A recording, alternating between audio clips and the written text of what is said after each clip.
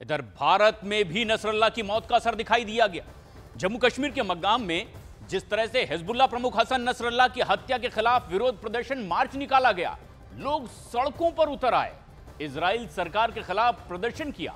इस दौरान लोग नसरल्ला के समर्थन में नारे लगाते भी दिखाई दिए। तो सिर्फ नसरल्ला की मौत पर कुछ देशों का विरोधाभासी रवैया नहीं, बल्कि देश के भीतर भी ऐसे देशों में अलग अलग लोगों की अलग अलग राय और कुछ इसके खिलाफ इस कदर सड़कों पर उतरे। ये तस्वीर है मागम जम्मू कश्मीर की।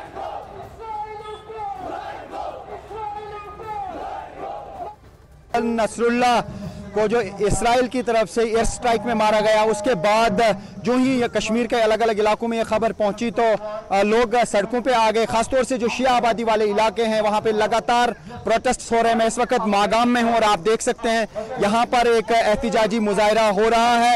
इसराइल के खिलाफ ये प्रोटेस्ट कर रहे हैं, इसराइल के खिलाफ ये नारेबाजी कर रहे हैं और इस वाक़े को कंडम कर रहे हैं। कल शाम को भी बडगाम, मागाम, श्रीनगर के कुछ इलाकों में इसी तरीके के एहतिजाजी मुजाहरे किए गए और मेंबर पार्लियामेंट जो है नेशनल कॉन्फ्रेंस के लीडर और मेंबर पार्लियामेंट आगा रूहुल्लाह मेहदी भी शिरकत कर गए एहतिजाजी जुलूसों में।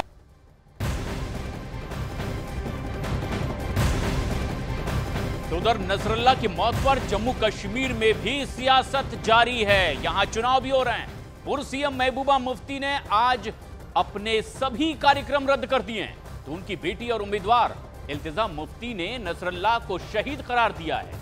उमर अब्दुल्ला ने कहा कि भारत के प्रधानमंत्री को शांति बहाल करने के लिए इजराइल पर दबाव डालना चाहिए।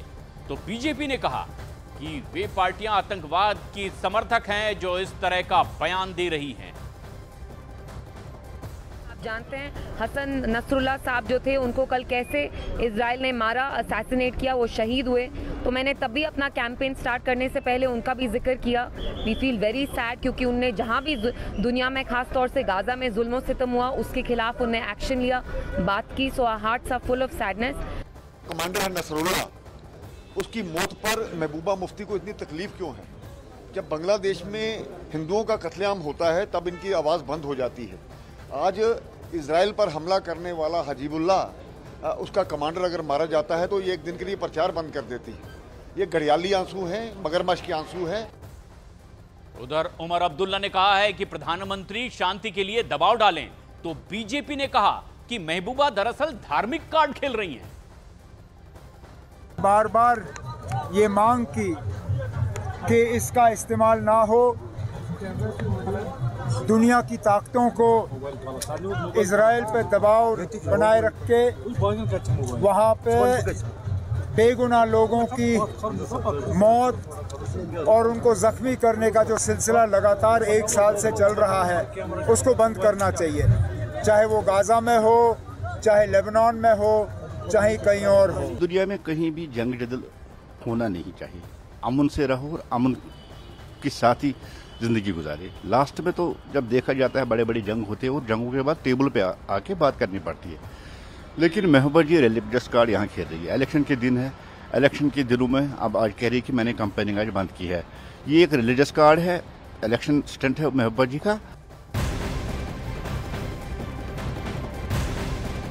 नसरल्ला की मौत के बाद उनके समर्थन में आने वालों पर बीजेपी के सांसद और पूर्व केंद्रीय मंत्री अनुराग ठाकुर ने जबरदस्त हमला बोला है। उन्होंने कहा कि उन्हें गाजा तो दिखता है लेकिन बांग्लादेश में हिंदुओं पर हो रहे अत्याचार दिखाई नहीं देते। इस दौरान उन्होंने आरोप लगाया कि जेकेएनसी, पीडीपी और कांग्रेस जैसी पार्टियां आतंकवाद का समर्थन करती हैं। दलों का चेहरा भी सामने आया है जो आज तक जम्मू कश्मीर में आतंकवादियों का, अलगाववादियों का और पथराव करने वालों का समर्थन सहयोग करते रहे। आज अगर दुनिया भर में कहीं आतंकवाद के खिलाफ कार्रवाई होती है तो नेशनल कॉन्फ्रेंस, पीडीपी और कांग्रेस जैसी पार्टियां उनके समर्थन में नजर आती हैं। उनको गाजा तो नजर आता है लेकिन ढाका में हिंदुओं की हत्याएं नजर नहीं आती। उनको जम्मू कश्मीर के हजारों लोगों की हत्याएं याद नहीं आती जिन मासूमों को, निर्दोषों को इस आतंकवाद के चलते उनकी हत्या हुई थी।